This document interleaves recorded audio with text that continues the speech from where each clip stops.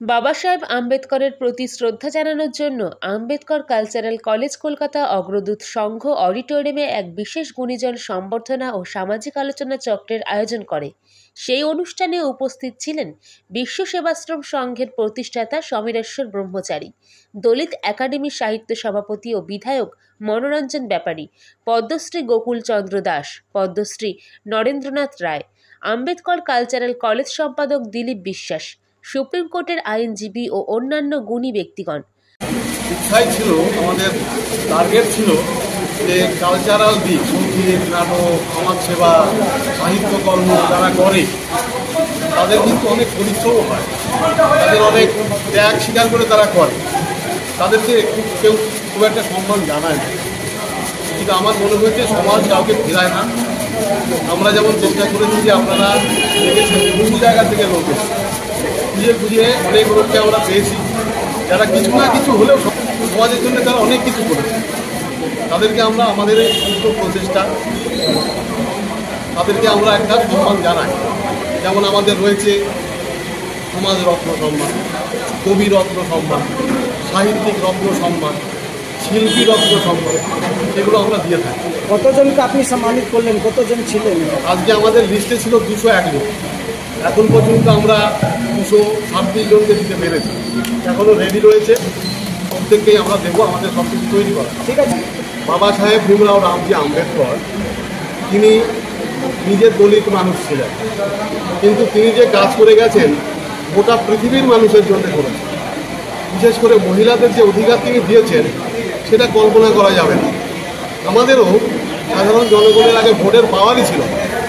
বাবা সাহেব কী করলেন, প্রত্যেকটা মানুষের সমান দাম, প্রত্যেকের সমান ভোটের ভ্যালু এবং সমান মর্যাদা তিনি দিলেন।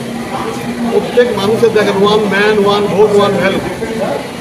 সে প্রধানমন্ত্রীরও যা ভোটের ক্ষমতা, আমারও তাই ক্ষমতা, আমাদের সমীর ব্যানার্জিরও তাই ক্ষমতা। এইটা তিনি আম্বেদকর করেছিলেন। প্রচুর বাধা, কেউ রাজি হয়নি। জনগণের হাতে এত পাওয়ার তুলে দেওয়া কেউ রাজি হয়নি। যে প্রত্যেকটা লোক আজকে আমরা মানে ভোটের পাওয়ারের ক্ষমতা আমাদের কাছে তাদের আসতে হয়। সমাজের বিভিন্ন স্তরে প্রায় 14 রকম বিভাগের প্রায় 2 শতাধিক গুণীজন ব্যক্তিকে সম্বর্ধনা দেওয়া হয় ওই দিন। 2025 সালে সেরা সাংবাদিক রত্নে বিশেষভাবে সম্মানিত হন সংবাদপত্রের সাংবাদিক সমীর দাস। এ অনুষ্ঠানের মধ্যে দিয়ে সমাজের মহিলাদের সামাজিক মর্যাদা প্রমাণ পায়। আমরা তো সমাজের যে ধরনের বলা যেতে পারে আয়না, অর্থাৎ সমাজ ব্যবস্থার বিভিন্ন খবর দূর দূরান্ত থেকে খবর সংগ্রহ করে আপনাদের কাছে পরিবেশন করি। কিন্তু কোনো মতে কিন্তু কোনোভাবে আমরা সাংবাদিকরা কিন্তু কোনো সম্মান পাই না। আমরা সমাজেরকে সম্মান জানানোর জন্য প্রচুর মানুষকে আমরা সম্মান জানাই, তাদের বিষয়বস্তু, তাদের জীবন কাহিনী আমরা সাধারণ মানুষের কাছে তুলে ধরি। কিন্তু সংবাদ মাধ্যমের যে ইতিহাস, সংবাদ মাধ্যম কর্মী হিসাবে যারা কীভাবে কাজ করে এটা কিন্তু অনেকেই জানেন।